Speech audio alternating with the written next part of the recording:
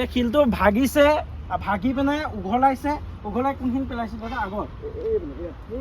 এটা চাকি বন্তি আছিলে, গোটেইখিনি পেলাইছে, গামোচা পেলাই হ'লে অৱস্থা নাই।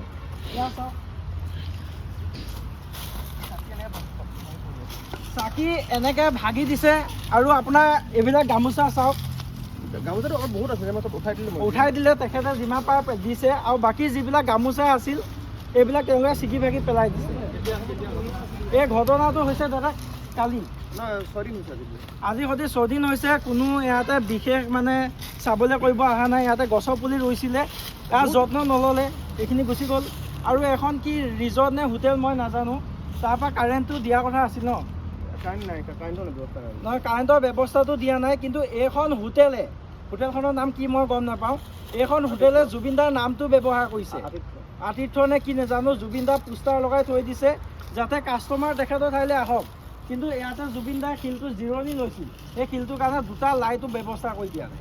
ব্যৱসায়ৰ কাৰণে জুবিনদাৰ ব্যৱহাৰ কৰা নহ'ব। জুবিনদাৰ ব্যৱহাৰ কাৰণে তেওঁলোকে ব্যৱহাৰ কৰিছে, আৰু এইবিলাক দেখিছে অৱস্থা নাই। আৰু ইমান ধুনীয়া কৰিছে চাওক, জুবিনদাৰ অনুৰাগীসকলে এইফালে আপুনি চাব পাৰে, এইফালে আহক। তাতে গছৰ পুলি ৰুই কৰি কিমান ধুনীয়া কৰিছিল, মানুহে আহিবলৈ কৰিবলৈ। তাতে পেলাই ওলাই কাটি কুটি শেষ, সকলো বৰবাদ কৰি দিছে। এইবিলাক ফেঞ্চিং আছে, চব কাটি দিছে, ফটো আপোনাৰ বান্ধি আগত যোৱা হৈছিলে। তাতে ইয়াতো ধুনীয়াকৈ সজাই কৰি থৈছিলে। এই কাটি কুটি সিহঁতিয়ে কৰিছেনে, মাটি মালিকে কৰিছেনে?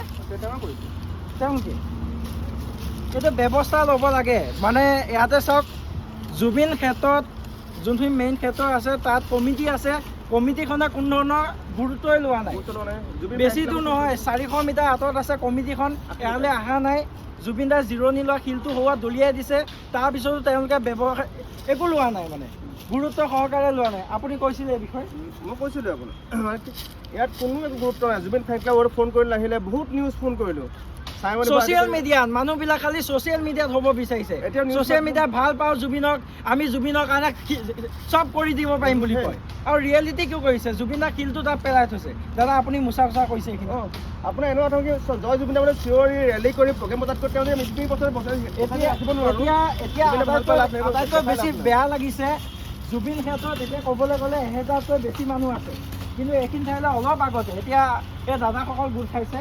এতিয়া হয়তো আমাৰ 50জনমান মানুহ আছে।